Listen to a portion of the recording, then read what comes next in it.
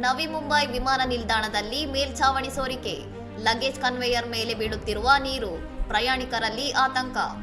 ನವಿ ಮುಂಬೈ ವಿಮಾನ ನಿಲ್ದಾಣದಲ್ಲಿ ವಾಣಿಜ್ಯ ಕಾರ್ಯಾಚರಣೆ ಆರಂಭವಾಗಿ ಕೇವಲ 6 ತಿಂಗಳಾಗಿದ್ದರೂ ಇದೀಗ ಚಾವಣಿ ಸೋರಿಕೆಯಾಗುತ್ತಿರುವ ವಿಡಿಯೋ ಸಾಮಾಜಿಕ ಮಾಧ್ಯಮದಲ್ಲಿ ವೈರಲ್ ಆಗಿದೆ.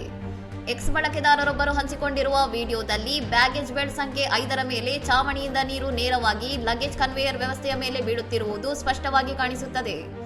ಮಳೆಗಾಲದ ಆರಂಭಕ್ಕೂ ಮುನ್ನವೇ ಈ ಸಮಸ್ಯೆ ಕಾಣಿಸಿಕೊಂಡಿರುವುದು ಪ್ರಯಾಣಿಕರಲ್ಲಿ ಆತಂಕ ಮೂಡಿಸಿದ್ದು, ಮುಂಬರುವ ದಿನಗಳಲ್ಲಿ ವಿಮಾನ ನಿಲ್ದಾಣದ ಸ್ಥಿತಿ ಹೇಗಿರಬಹುದು ಎಂಬ ಪ್ರಶ್ನೆ ಎದ್ದಿದೆ.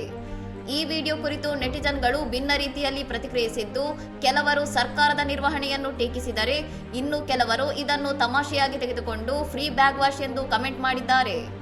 ವಿಮಾನ ನಿಲ್ದಾಣದ ಸಿಬ್ಬಂದಿ ಕೂಡಲೇ ಎಚ್ಚೆತ್ತುಕೊಂಡು ಸೋರಿಕೆಯಾಗುತ್ತಿದ್ದ ಪ್ರದೇಶವನ್ನು ನಿರ್ಬಂಧಿಸಿ ದುರಸ್ತಿ ಕಾರ್ಯ ಕೈಗೊಂಡಿರುವುದಾಗಿ ಸ್ಥಳದಲ್ಲಿದ್ದ ಪ್ರಯಾಣಿಕರೊಬ್ಬರು ಮಾಹಿತಿ ನೀಡಿದ್ದಾರೆ. ದೇಶದ ಮಹತ್ವಾಕಾಂಕ್ಷೆಯ ಯೋಜನೆಯಾಗಿರುವ ನವಿ ಮುಂಬೈ ವಿಮಾನ ನಿಲ್ದಾಣದಂತಹ ಅತ್ಯಾಧುನಿಕ ಮೂಲಸೌಕರ್ಯದಲ್ಲಿನ ಈ ನಿರ್ವಹಣಾ ಲೋಪವು ಪ್ರಯಾಣಿಕರ ಸುರಕ್ಷತೆ ಮತ್ತು ಸೌಕರ್ಯದ ಬಗ್ಗೆ ಗಂಭೀರ ಚರ್ಚೆಯನ್ನು ಹುಟ್ಟುಹಾಕಿದೆ. ಇನ್ನಷ್ಟು ಸುದ್ದಿಗಳಿಗಾಗಿ ನೋಡ್ತಾ ಇರಿ ಸೌರಂ ಟಿವಿ.